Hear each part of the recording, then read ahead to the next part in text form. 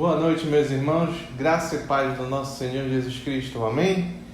É uma alegria estarmos juntos novamente para mais um culto atitude. Então pegue seu celular, pegue sua Bíblia, vamos tirar esse tempo para juntos cultuarmos ao Senhor, adorarmos ao Senhor e ouvirmos a palavra do Senhor, o que Ele tem para dizer para mim e para você. Amém? Vamos orar. Pai querido, obrigado, Senhor, por esse culto, Senhor, que nós prestamos a Ti. Recebe, Senhor, o nosso louvor, recebe a nossa adoração, recebe a nossa atenção nesse momento, Senhor. Que nós possamos deixar de fazer o que quer que estejamos fazendo e nos dedicarmos a Ti, Senhor, para Te adorar, para Te cultuar. Esse é o nosso objetivo, é o que eu Te peço, Senhor. Nos ajuda apesar de nós. Em nome de Jesus, amém.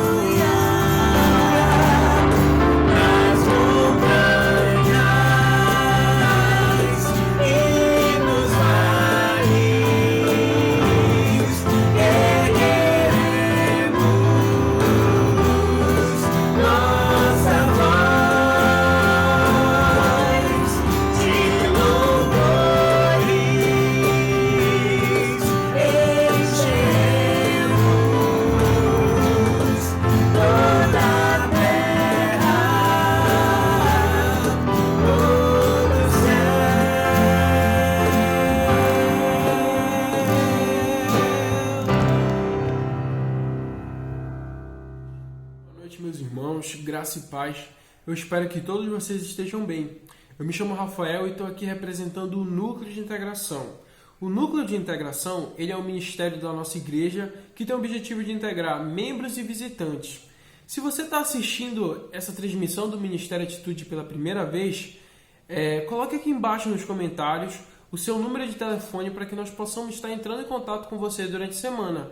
Se você tiver alguma dúvida, entre em contato conosco também. Meus irmãos, estamos passando por momentos difíceis, momentos de quarentena, momentos de isolamento social, momentos de pandemia. Se você estiver passando por alguma dificuldade, algum problema que você esteja passando e precise de oração ou até mesmo aconselhamento pastoral, você pode estar entrando em contato conosco. Não esqueçam, meus irmãos, que nós temos um Deus poderoso, santo e soberano sobre todas as coisas. Ele está cuidando da gente e Ele nos ama. E nós não estamos sós, nós estamos juntos em oração, em um só Espírito. E glórias a Ele. E logo, logo estaremos de volta nas nossas celebrações da nossa igreja. Deus abençoe a todos. Boa noite, meus queridos. Tudo bem? Como é que vocês estão? Meu nome é Arley, né? E aqui a gente está mais uma vez nesse culto, para a honra e para a glória do Senhor Jesus. Eu faço parte do núcleo de oração da nossa igreja e nessa noite eu queria mais uma vez estar aqui com os irmãos para relembrar que o nosso núcleo não está parado, que está tudo acontecendo, né? Mesmo nesse momento em que a gente ainda está distante. E eu quero convidar você a continuar enviando os seus pedidos de oração para a gente, tá? Tanto seus pedidos quanto a sua gratidão que você tiver, tá? Então, por favor, nesse momento, queria pedir para que você colocasse aqui embaixo, tá? Aí no nosso chat, o seu pedido de oração ou de gratidão que você tenha, que nós do Núcleo estamos de olho e a gente vai estar anotando tudo isso e vamos estar orando por você, intercedendo por você e também agradecendo junto com você tudo aquilo que você tem para agradecer diante do Senhor, tá bom? Nessa noite, a gente separou um motivo de oração, 2 motivos de oração, tá? Eu dividi em 2 partes, na verdade.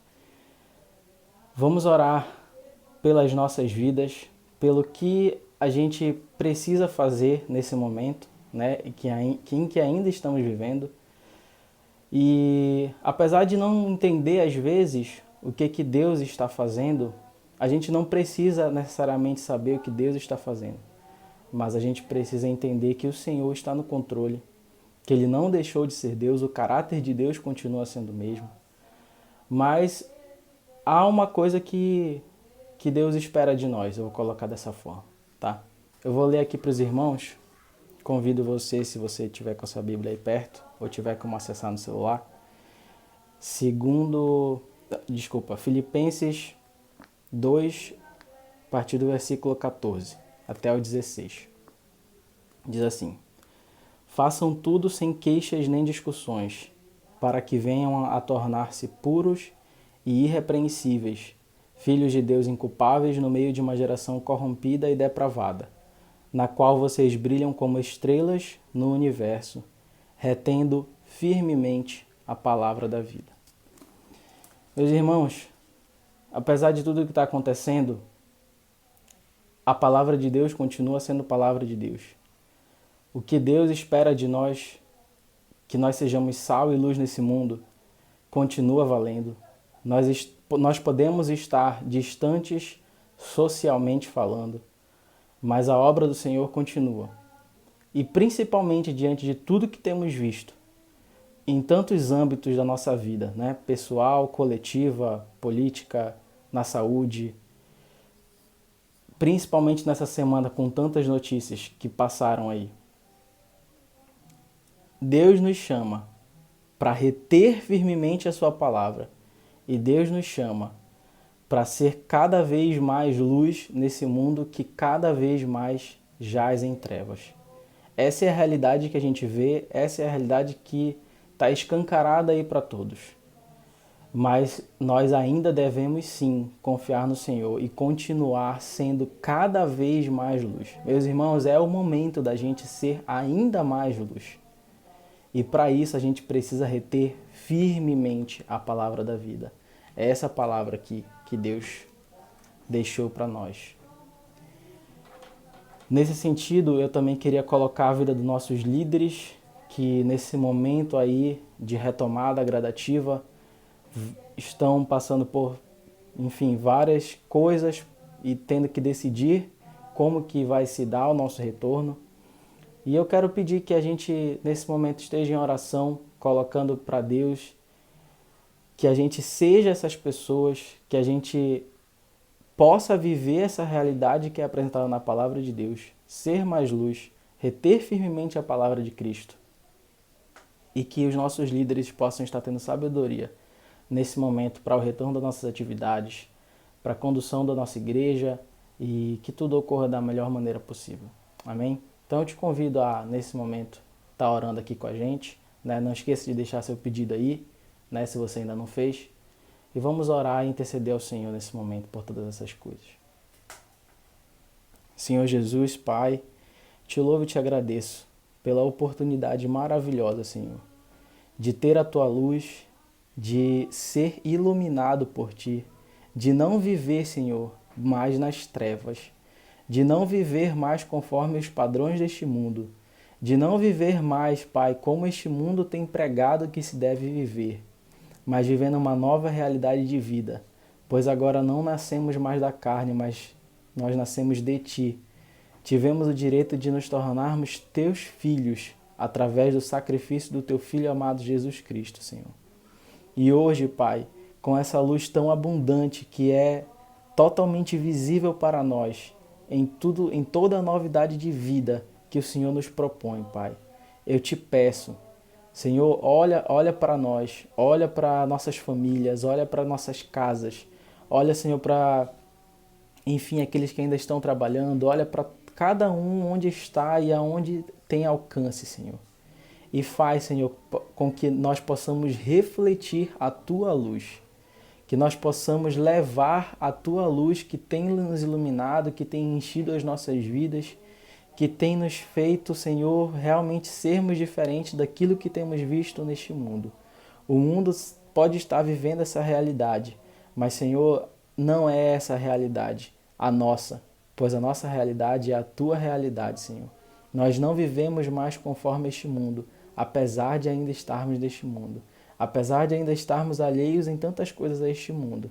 Mas, Senhor, nós olhamos para Ti. Nós estamos aqui te pedindo, Pai, por favor, retém firmemente a Tua palavra nos nossos corações. Não nos deixa, Senhor, pecar contra Ti, mas nos faz viver diferentemente para Ti, Senhor. Pai, também te coloco a vida dos nossos líderes, do pastor Raiker, do André, de toda a liderança da nossa igreja, dos diáconos, Pai. Que o Senhor possa estar dando discernimento e sabedoria neste momento, para que eles possam trazer e possam receber de Ti aquilo que o Senhor tem direcionado a eles e colocar para nós, Senhor, para que o retorno às nossas atividades possa ocorrer da melhor forma possível, no momento em que o Senhor achar que seja propício, Pai, e que sejamos um corpo, Senhor. Que este momento que estamos passando, que tudo isso que podemos viver longe uns dos outros por um tempo, possa se tornar uma realidade ardente, Senhor, nos nossos corações. Ardente, Senhor, ardente, de voltar e voltar ainda mais fortalecidos em Ti, ainda mais revigorados em Ti, Senhor, ainda mais, vivendo ainda mais a realidade da Tua luz abundante que dissipa todas as trevas deste mundo, Senhor. Para que a Tua luz brilhe cada dia mais, para que o Senhor seja louvado, para que o Senhor seja glorificado, Pai. Não há outro motivo cabível a não ser a Tua glória, Deus. Eu te peço, Senhor, olha para o Teu Filho, olha para as cicatrizes nas mãos, nos pés, no corpo, Deus, do Teu Filho amado. E eu te peço, por Ele, pelo Filho, Deus, tem misericórdia de nós. Para a glória dEle, somente Ele é digno. Assim eu te peço em nome de Jesus. Conduz o nosso culto, a pessoa que vai dar a palavra, Deus, que possa falar aos nossos corações profundamente. Amém. Boa noite, meus irmãos. Fiquem com Deus. Um abraço do Núcleo de Oração.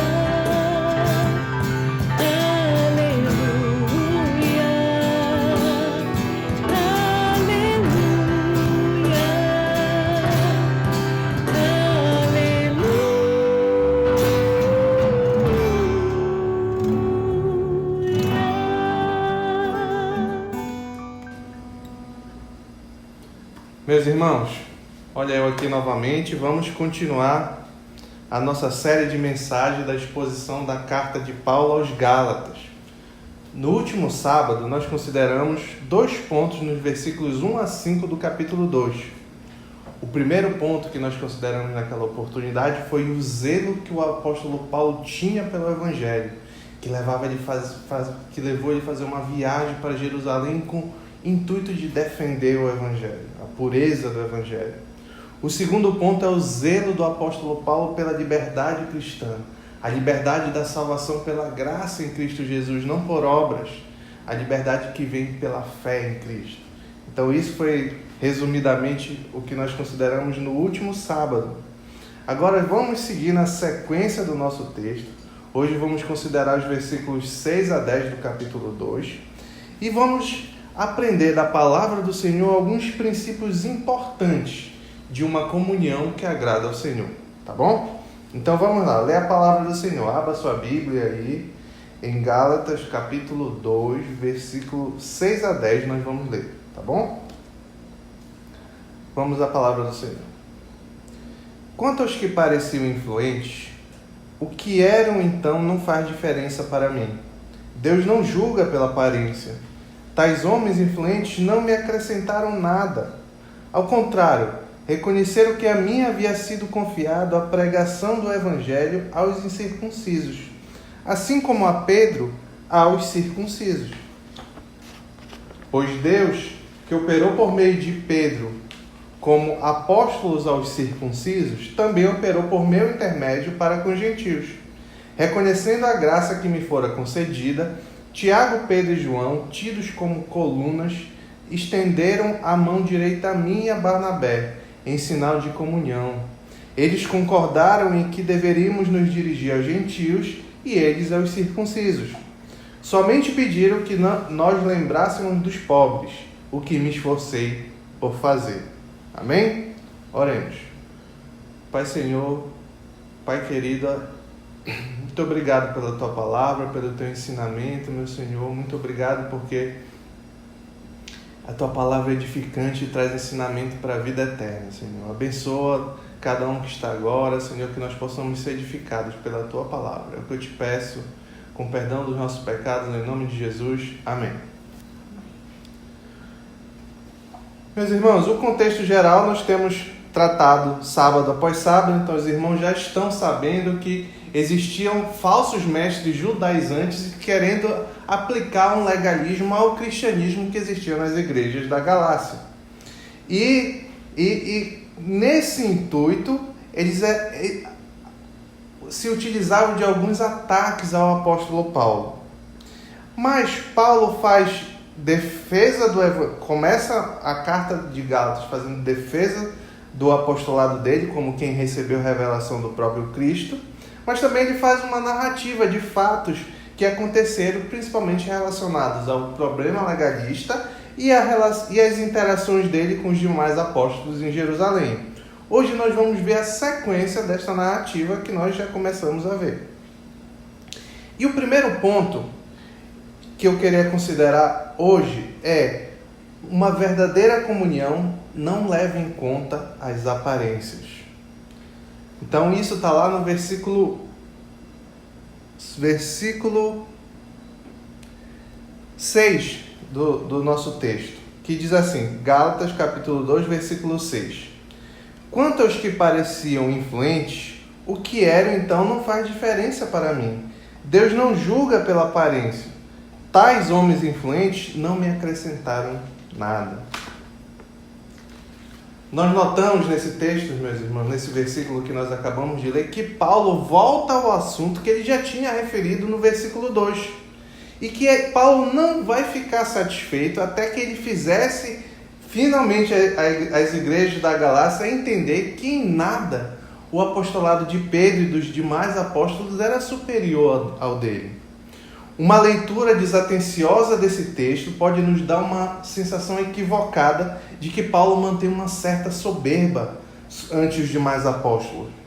Porém, se nós voltarmos ao contexto da carta que nós temos considerado, nós vamos ver que Paulo já havia expressado a respeito dele por essas testemunhas originais dos apóstolos.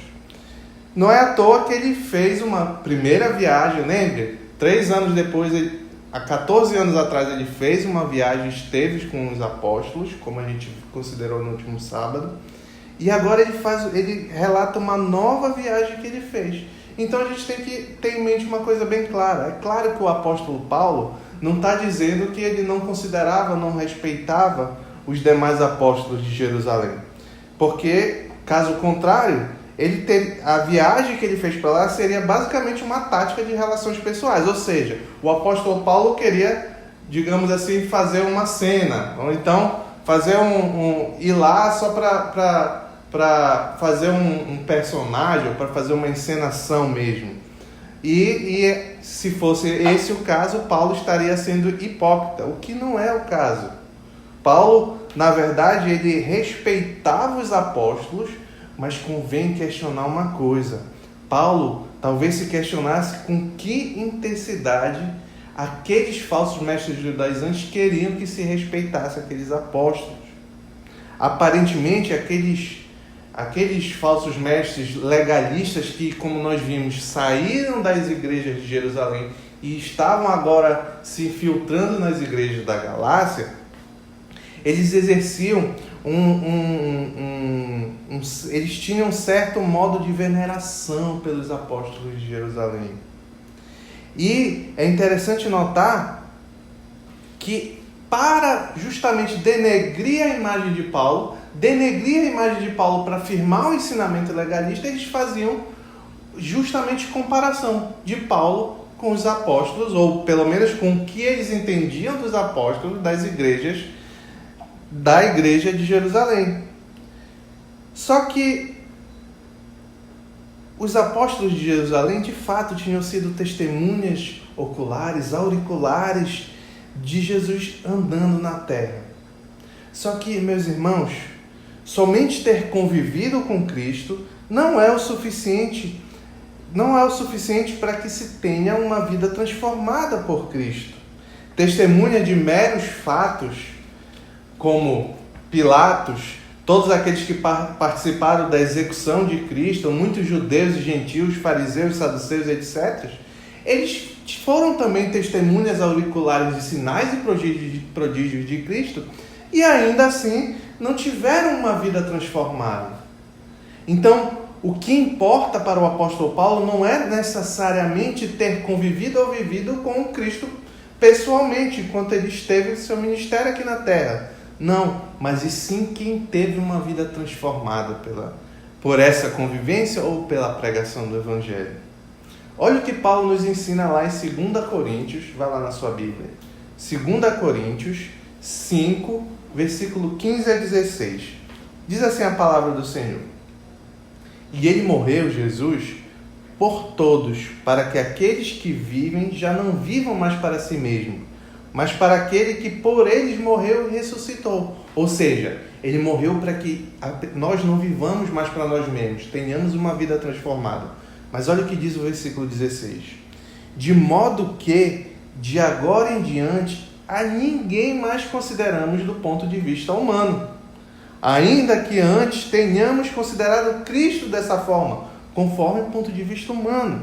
Agora já não consideramos assim. Meus irmãos, aqui tem uma aplicação, uma lição valorosa para mim e para você.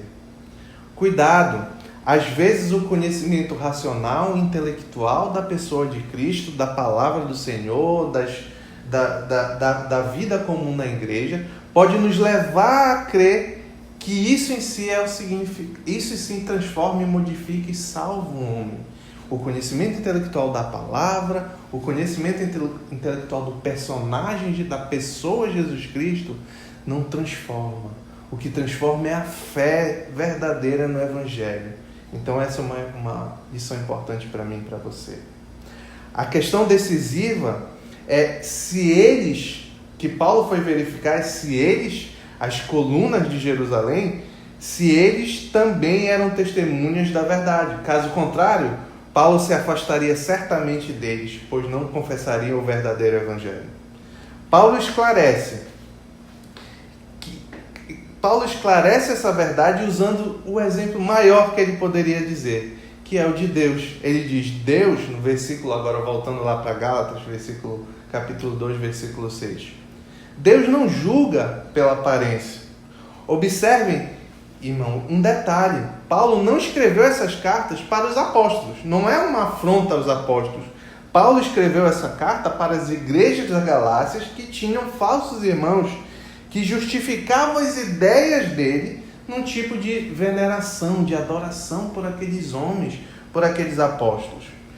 A intenção de Paulo era justamente ter com os apóstolos, se encontrar com os apóstolos em Jerusalém, para que eles o ajudassem, Paulo, em ratificar seu evangelho verdadeiro. E essa intenção, esse intento do apóstolo Paulo foi bem sucedido. Nós sabemos disso porque o final do versículo 6 diz assim: tais homens influentes não me acrescentaram nada. Final do versículo 6. Tais homens influentes não me acrescentaram nada. A gente lendo esse texto de forma desatenciosa, a gente pode ter uma interpretação errada dessa parte final do versículo 6. Será que Paulo está dizendo que ele sabia tudo e que Pedro, Tiago e João não acrescentaram nada a ele? Não, meu irmão, não é esse o sentido do texto. Não é um sentido pejorativo, de soberba do apóstolo Paulo, mas sim um sentido de concordância. O evangelho ensinado por Paulo foi confirmado pelos apóstolos. Paulo apresentou o evangelho, os apóstolos de Jerusalém ouviram a apresentação de Paulo e disseram, não, é isso aí. É isso que quer dizer, tais homens influentes não me acrescentaram nada. Aqui nós temos uma grande lição, meus irmãos. Romanos 2, capítulo 2, versículo 11 diz, pois em Deus não há parcialidade. Cuidado com o julgamento que eu e você podemos fazer com base em aparência. Às vezes as pessoas têm aparência de piedade, aparência de santidade, aparência de honestidade. Cuidado com esses julgamentos, meus irmãos. Os olhos dos homens são enganosos. Não pense que o pecado não mancha o nosso julgamento. Daquilo que nós olhamos, olha, esse homem é santo, olha, esse homem é honesto. Cuidado, seja mais cauteloso, busque conhecer antes de julgar pela aparência. Foi o que Paulo ensinou àquela igreja. Não julguem pela aparência. Do mesmo ensinamento podemos tirar uma outra lição, no sentido de que nós devemos lutar e enfrentar em nós mesmos o desejo de termos a aparência daquilo que não somos. Cuidado para não querer aparentar diante dos outros que você é mais do que realmente você é. Nós não somos nada mais do que pecadores dependentes da graça e misericórdia do nosso Senhor Jesus Cristo.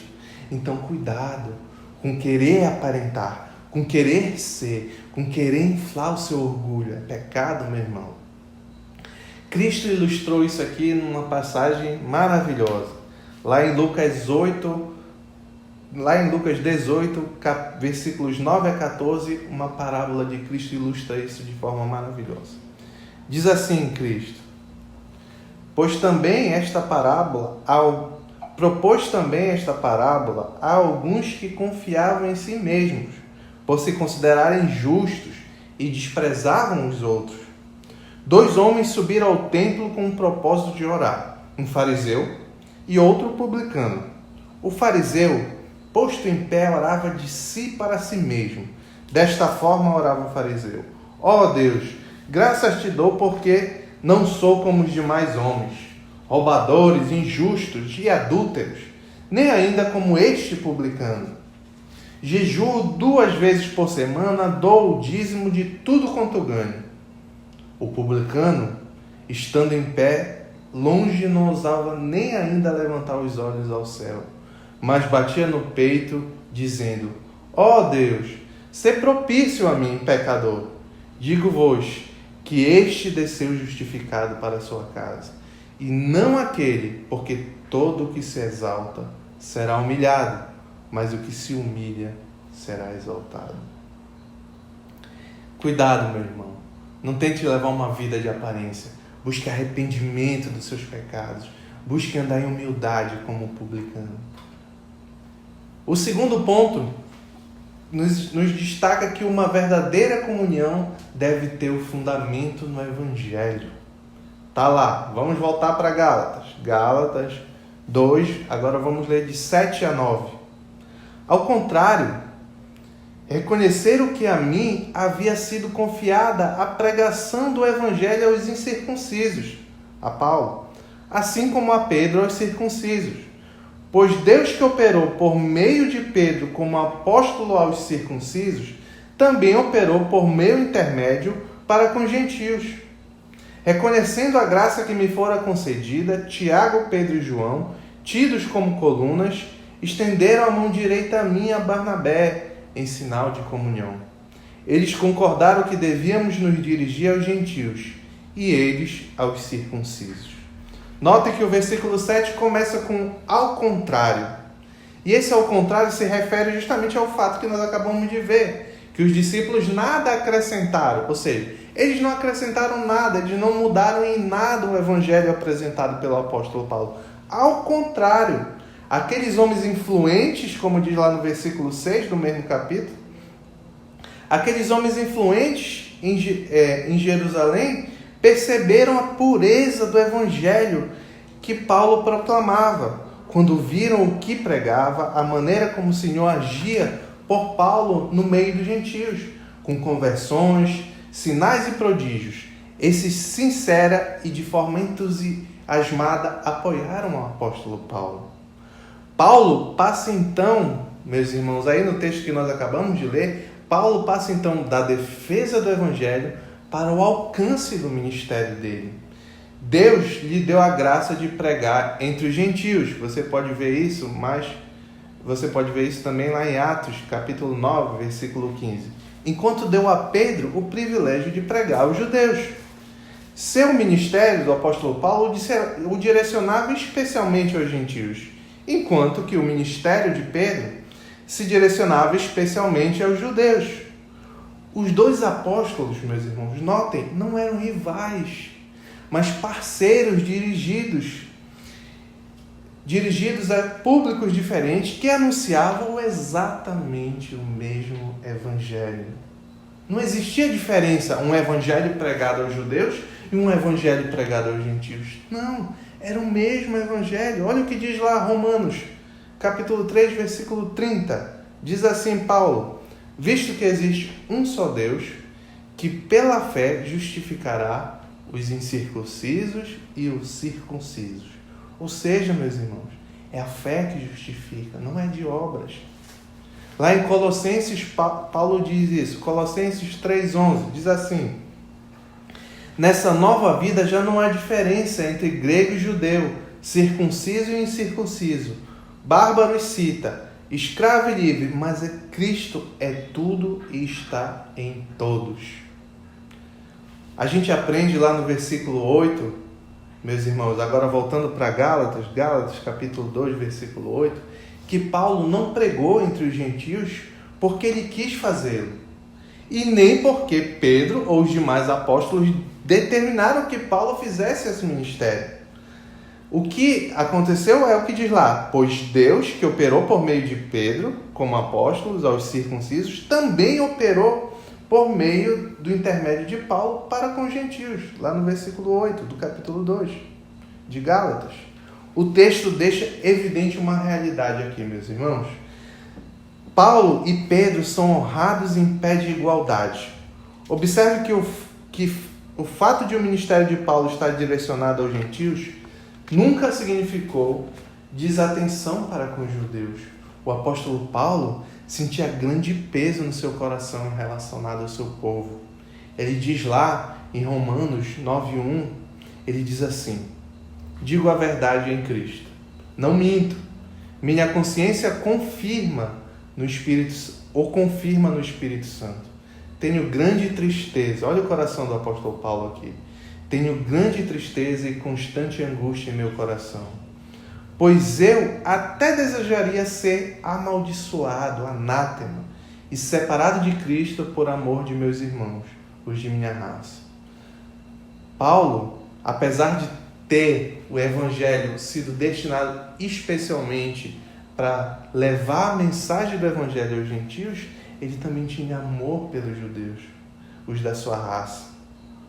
Notem que Paulo, sempre que chegava a uma cidade, primeiramente ele se dirigia à sinagoga, caso houvesse uma na cidade, e ali começava o seu trabalho no meio do seu próprio povo.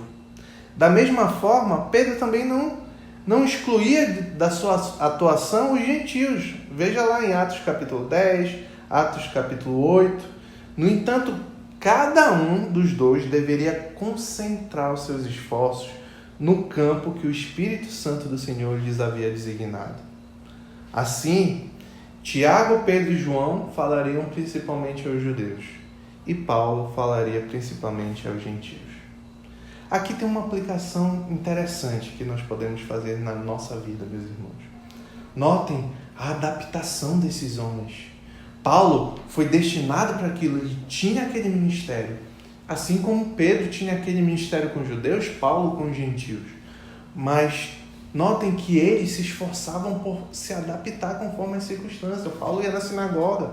Se ele tinha oportunidade, ele pregava ao judeu. Se fazia judeu para com os judeus, se fazia gentios para com os gentios. Não é isso que diz a palavra? Isso é uma lição para mim e para você, meus irmãos. Às vezes a gente tem uma ideia que, meu ministério é esse. Meu ministério é esse, então eu não posso me dedicar a outra coisa. Eu não posso... eu tenho que fazer isso. Se não for fazer isso que eu imaginei, que eu acho que é o ministério que o Senhor está me destinando, eu não posso fazer nada. Pasme, e agora, na pandemia? Se por causa da pandemia o seu ministério você não pode atuar. Se você não pode ir lá na igreja, agora, atualmente, na nossa atual circunstância, louvar o Senhor, não pode participar de um coral, não pode dar aula na classe de EBD, se você não pode servir na recepção, servir na iluminação, servir em qualquer lugar na igreja, isso não é justificativa para você deixar de servir. Se adapte, se dedique à oração que você pode fazer, se dedique a abençoar os irmãos com uma palavra, com uma oração, com carinho, com amor, com cuidado. Se dedique a cuidar do seu irmão, ainda que de forma digital, a estar em comunhão conosco das formas que nós estamos usando atualmente. Não pensem que porque talvez o seu dom, que você crê que é somente para aquele dom que você foi separado, você não está podendo exercer agora, que é uma justificativa para você deixar de servir. Se adapte, assim como o apóstolo Paulo, destinado aos gentios, por vezes se adaptava para pregar aos judeus. A consequência dessas verdades, então, meus irmãos, que nós estávamos considerando, foi que Tiago, Cefas e João, tido como colunas, reconheceram a vontade de Deus sobre a ação de Paulo e Barnabé. Lembrem que os judaizantes consideravam esses três homens as colunas, eles eram tidos como colunas, ou seja, aqueles que davam estabilidade à igreja, os seus genuínos líderes, os quais os falsos mestres judaizantes tinham um apreço em comparar com o apóstolo Paulo para desacreditar a Paulo. Paulo não inveja a honra atribuída aos três. O verdadeiro alvo de Paulo é mostrar que as colunas, longe de discordarem dele, estavam apoiando o Evangelho e ensinavam o mesmíssimo Evangelho, sem nada a acrescentar, sem nada a subtrair. Em razão disso, eles estendem a destra, a mão direita, a Paulo e a Barnabé. E esse foi um acordo, um sinal do mútuo acordo de reconhecimento e de comunhão entre aqueles valorosos irmãos. O fundamento dessa comunhão era o respeito mútuo, o envio a diferentes, mas ambos anunciando o mesmo evangelho que eles tinham em comum. O evangelho, meus irmãos, é independente e vivo, ou seja, deve manter-se firme diante de amigos e de inimigos. Um só evangelho é suficiente para todas as épocas, opiniões e sentimentos. O mesmo evangelho do século I depois de Cristo é o mesmo evangelho para hoje e nunca vai perder sua relevância. Seja o Evangelho de Cristo distintivo nas nossas comunhões, irmãos. Que a primeira coisa que nós julguemos em alguém, se eu vou ter comunhão, se eu vou ter parceria, se vai ser meu amigo, se vai ser meu sócio, que seja o Evangelho de Cristo. Que seja o Evangelho de Cristo o crivo do que eu defendo. Que seja o Evangelho de Cristo o crivo do que eu apoio. Em primeiro lugar, meus irmãos, o Evangelho de Cristo é o que transforma. Se eu fui transformado pelo Evangelho, agora eu sou um novo homem que vive pelo Evangelho. Então, não deixe que coisas, circunstâncias, ideias, pensamentos, etc., possam ser mais importantes para você do que o Evangelho como distintivo do que você crê, quanto o que você não crê, do que você apoia, quanto o que você não apoia. Que, em primeiro lugar, seja o Evangelho de Jesus Cristo, o nosso distintivo. É interessante notar uma curiosidade nesse nosso texto que nós estamos considerando. No aperto de mão desses 5 homens, Pedro, Tiago, João, Paulo e Barnabé, tinha entre eles simplesmente os homens que produziram 21 dos 27 livros do Novo Testamento. Que comunhão maravilhosa, meus irmãos! Mas o nosso texto continua lá no versículo 10, Gálatas 2, 10. E o terceiro ponto é: uma verdadeira comunhão deve gerar frutos. Olha o que diz lá o versículo 10. Somente eles, Paulo, Tiago e João, Pedro, Tiago e João, somente pediram que nos lembrássemos dos pobres, o que me esforcei por fazer. A comunhão está selada, mas aqueles irmãos, aqueles apóstolos da igreja de Jerusalém fazem um aditivo.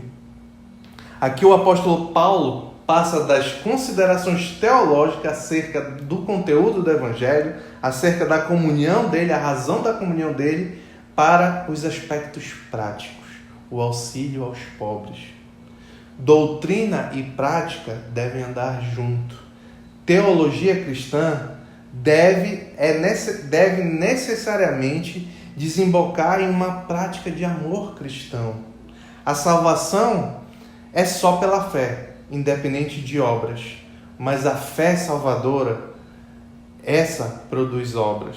Olha o que diz lá Efésios 2, capítulo 2, versículo 8 e 10. 8 a 10. Pois vocês são salvos pela graça por meio da fé. Isto não vem de vós, é dom de Deus, não por obras, para que ninguém se glorie. Agora olha o versículo 10. Porque somos criação de Deus realizada em Cristo Jesus. Agora, para fazermos boas obras, o quais Deus preparou antes para nós a praticarmos. Na verdade, a fé sem obras é morta. E a verdadeira fé nos prepara para as boas obras. A fé é a fonte e as obras fluem dessa fonte. A fé é a raiz e as obras os frutos. O Evangelho da Graça é integral. Ele provê a salvação para a alma mediante a redenção e redenção para o corpo, ambos mediante a fé, mas complementada por obras. Lembre-se o que o apóstolo Tiago disse: fé sem obras é morta. Quando o nosso coração, meus irmãos, está aberto para Deus, está franqueado também para o próximo. A conversão do coração passa também pela generosidade, sabia disso? Quem ama a Deus também serve o próximo. Quem adora a Deus também socorre o oprimido. Não há conflito entre pregação do Evangelho e o cuidado dos pobres. Paulo foi um homem que se esforçou e se afadigou na palavra, na propagação do Evangelho, mas ao mesmo tempo esforçou-se para socorrer os pobres.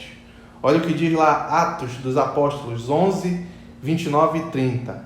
Os discípulos, cada um segundo as suas possibilidades, decidiram providenciar ajuda para os irmãos que viviam na Judéia, e o fizeram enviando suas ofertas aos presbíteros pelas mãos de Paulo, de Barnabé e Saulo, o apóstolo Paulo.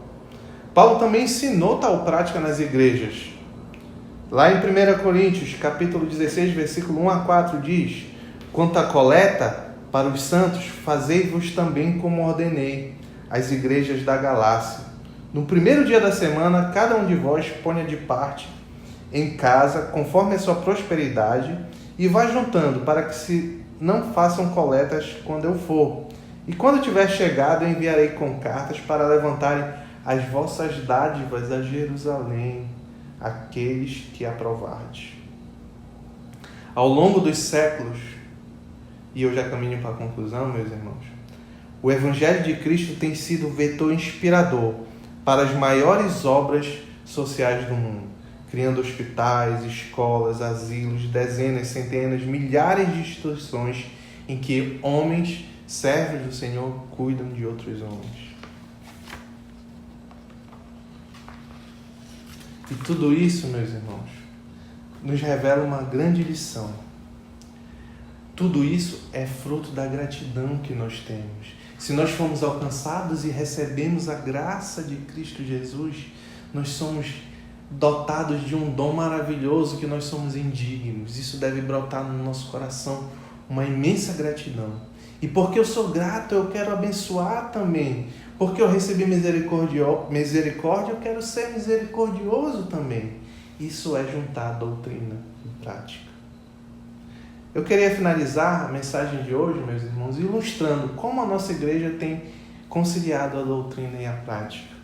Nós temos o projeto Filéu, um projeto temporário, como o pastor tem repetido, culto após culto, um projeto temporário da nossa igreja, mas é um projeto de apoio para os irmãos que nesse tempo de pandemia estão sofrendo das mais diversas necessidades. É apoio com oração, apoio com palavra, apoio com valores para ajudar na compra de alimentos e etc. Qualquer das necessidades. Nossos irmãos estão se dedicando, formaram um grupo, o Projeto Filéu, um projeto da nossa igreja, justamente para cumprir esse objetivo, para ajudar aqueles que estão carentes nesse tempo. Temos irmãos que ficaram desempregados, temos irmãos que estão tendo dificuldade de pagar as contas. E nós como igreja, que devemos nos empenhar em ajudar esses irmãos. Esse é o Projeto Filéu. Se você ainda não conhecia, está aqui embaixo o link, as contas bancárias que você pode fazer um depósito, você pode entrar em contato para que você ajude também a abençoar os seus irmãos que estão necessitados, meus irmãos. Como conclusão, eu quero destacar os 3 pontos que nós tratamos. Primeiro ponto: uma verdadeira comunhão não leva em conta as aparências. Uma verdadeira comunhão tem como fundamento o Evangelho. E uma verdadeira comunhão gera frutos. Essa é a minha palavra para mim e para você nessa noite. Em nome de Jesus. Amém.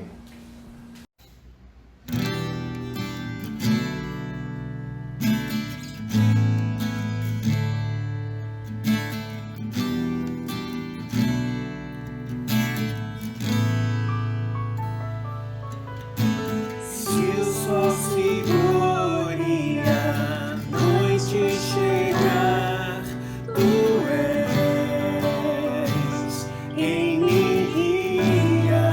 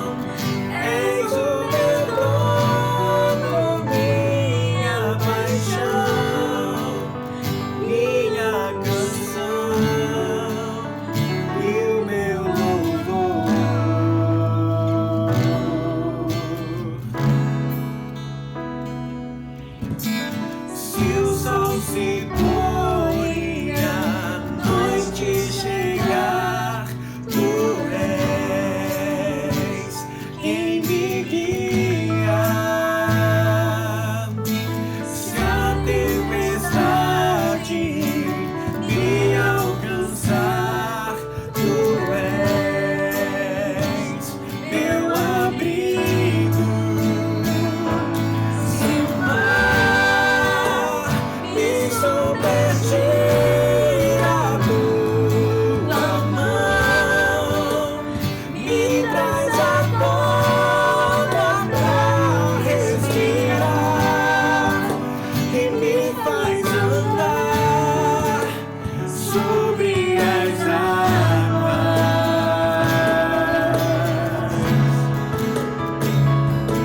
Tu és o Deus da minha salvação, és o meu dono, minha paixão, minha canção e o meu louvor.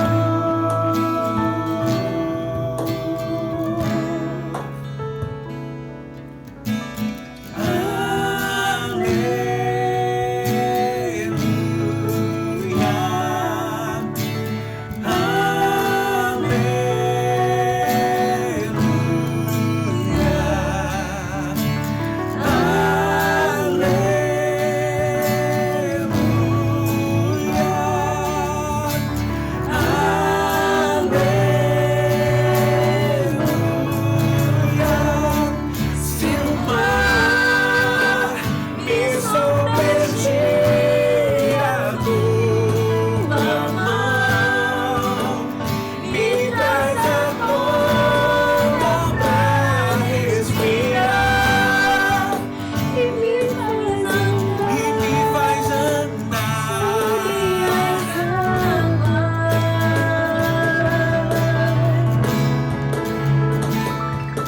Tu és o Deus da minha salvação,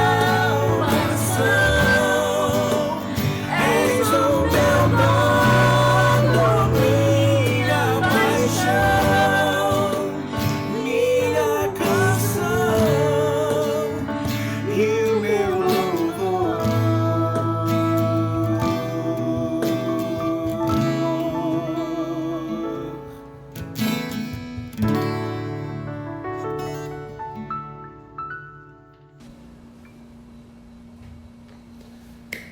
Meus irmãos, estamos chegando ao fim do culto, mas eu queria, antes disso, falar mais uma coisa para vocês.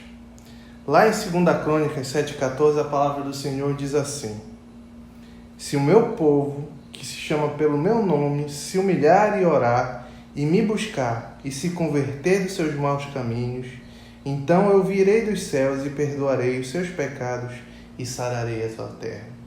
Por que eu li esse versículo? Porque eu queria lançar um desafio para você.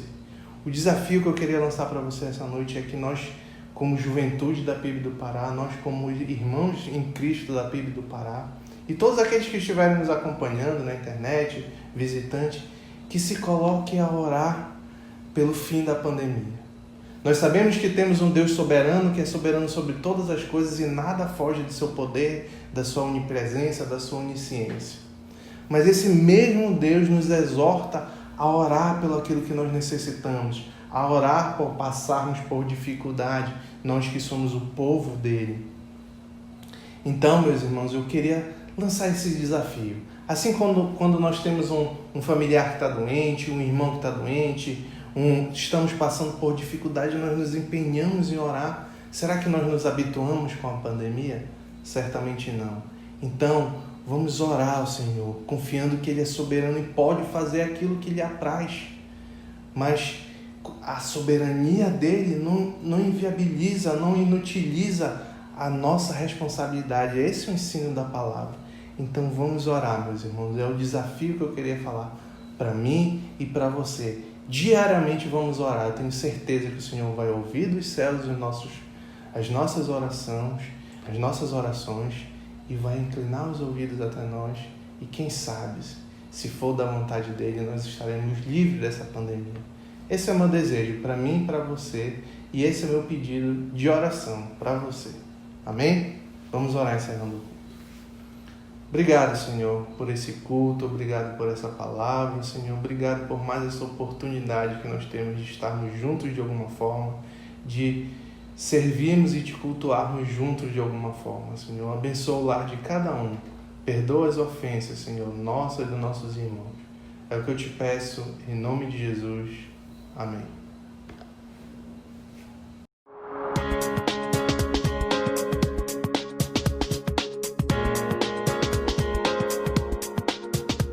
Estamos encerrando a transmissão de nossa celebração.